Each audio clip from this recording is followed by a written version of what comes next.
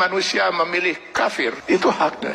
Maka Allah berikan kebebasan sepenuhnya kepada manusia yang memilih kafir untuk menjalani kehidupan ini semau dia, semau hawa nafsu dia. Allah berikan kebebasan sepenuhnya. Silakan baca di dalam Al-Quran atau di dalam hadis Rasulullah SAW. Tidak akan pernah kita temukan satu ayat, satu hadis di mana Allah mengatur kehidupan orang kafir. Orang kafir diberi kebebasan sepenuhnya, mau berbuat apapun di dunia ini. Tinggal dia harus menanggung resiko pilihannya itu di akhirat nanti. Tapi kepada mereka yang memilih beriman, hilang sudah kebebasan ini sepenuhnya.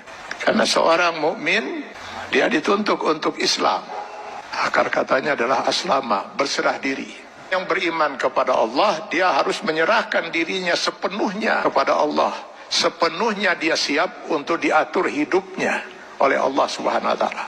Tanpa lagi dia mempergunakan akalnya untuk bertanya, mengapa Allah wajibkan saya berbuat ini, kenapa Allah haramkan saya melakukan ini. Kalaupun pertanyaan itu muncul dalam dirinya, maka keimanan dia akan menjawab, saya lakukan ini karena Allah perintahkan, dan saya tinggalkan hal ini karena Allah melarangnya. Itu jawaban seorang mukmin. Dia tidak akan berusaha mencari ilah hukum, alasan hukum, apa manfaatnya, apa hikmahnya. Karena keimanannya akan mengatakan, semua yang diperintahkan Allah pasti ada manfaatnya. Dimengerti atau tidak dimengerti oleh akal dia. Semua yang dilarang Allah pasti ada mudaratnya.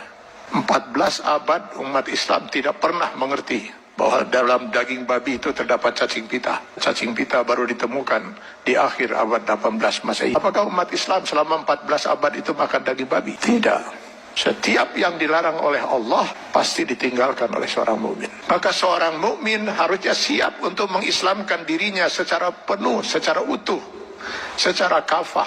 Maka kepada orang yang memilih beriman itu Allah menyeru, ya ayyuhallazina amanu dukhulu fis silmi kafah. Kalau memang kalian memilih beriman, masuklah ke dalam Islam itu secara kafah, secara utuh. Mengislamkan diri kita setiap detik, baik dalam hubungan hablum minallah maupun hablum minan nas. Itulah sebabnya Allah menurunkan 6.666 ayat Al-Quran, yang sebagian dari ayat Al-Quran ini dijelaskan oleh kurang lebih 5.000 hadis Rasulullah SAW. Kenapa harus Allah turunkan ribuan ayat Al-Quran dan ribuan hadis ini? Karena yang mau diatur hidup seorang mukmin itu bukan hanya sekedar sholat, saum, zakat, haji saja. Seluruh kehidupan dia per detik, mulai dari masuk WC, keluar WC, sampai mengatur kehidupan bermasyarakat, bernegara. Ini kalau dia memilih beriman. Kalau tidak mau diatur hidupnya, jangan milih beriman, milih kafir. Pada orang-orang yang berfaham sekularisme, liberalisme, yang ingin memisahkan agama dari kehidupan, saya sering mengatakan, kenapa repot-repot harus menolak sebagian aturan Allah? Pilih kafir, Anda bebas sebebas-bebasnya. Kalau memilih beriman, sudah hilang kebebasan itu. Dan pilihannya hanya satu di antara dua. Memilih kafir atau memilih beriman. Memilih beriman konsekuensinya kita sudah harus Islam.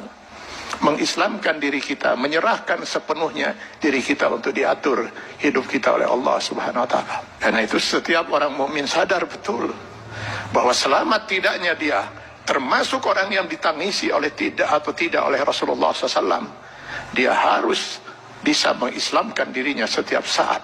Karena yang nanti akan dimintai pertanggungjawaban di yaumil akhir bukan hanya sebatas sholat, zakat, saum, haji saja, tapi seluruh kehidupan dia per detik.